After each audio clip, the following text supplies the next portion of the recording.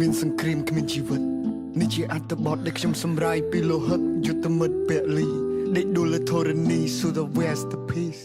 ខ្ញុំមិនដឹងហេតុអីខ្ញុំចង់បើកក្បាលជាភាសាម៉ាឡេខ្ញុំសង្ឃឹមថាពិភពលោកនឹងស្គាល់ពីភាពឈឺចាប់របស់យើងទៅពេលនេះ They said fight for the land but who gonna heal the scars Mama cry under them broken stars Brother's gone his photo on my chain Heart full of rage, now I still feel his pain. Smoke in the sky, smell of death in the air. We born in peace, now we trapped in warfare. Frame 30 frame, chim on the street. No lullaby, we got shot in our sleep. Losing my brothers to a war we never chose. Flower on the ground ទឹកភ្នែកស្រក់ដូចទឹកហូរ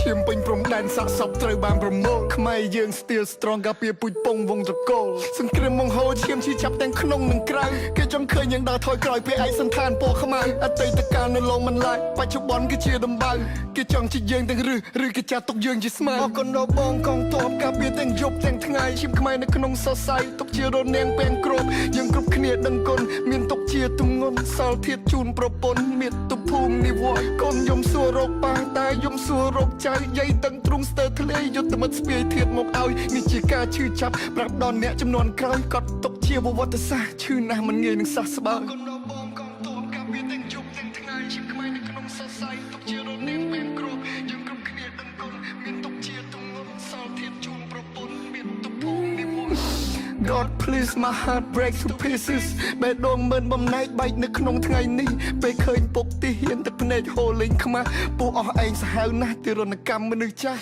ក្មេងៗគេងយំចាំមើលផ្លូវលោកឪពុកបាត់តាំងពីថ្ងៃច័ន្ទរកឃើញវិញនៅថ្ងៃសុក្រទ្រង់ខាងឆ្វេងអួលណែនស្ទះដង្ហើមចង់ផុតទៀនដែលតបយើងបំភ្លឺពួកយើងមិនឲ្យរលត់ក្រាញ់ននៀលឈ្មោះជាខ្មែរនៅតែបន្ត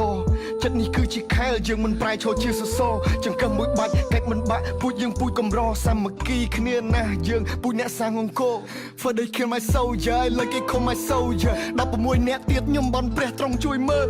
ដោះលែងពួកគាត់កុំឲ្យជាប់ទៅជាខ្មាំងសូមឲ្យសុវត្ថិភាពពេលនេះកូនប្រពន្ធនឹកខ្លាំងសង្គ្រាមឈប់លេងច្បាំងអស់សម្លេងផងផាំងព្រះអាទិត្យរះថ្មីតែរះស្មីមិនទាន់នឹងចែងចាំង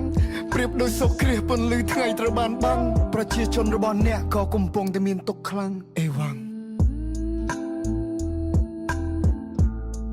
ថ្ងៃទី1ខែសីហាពួកយើងនឹងចងចាំទុកអស់មួយជីវិត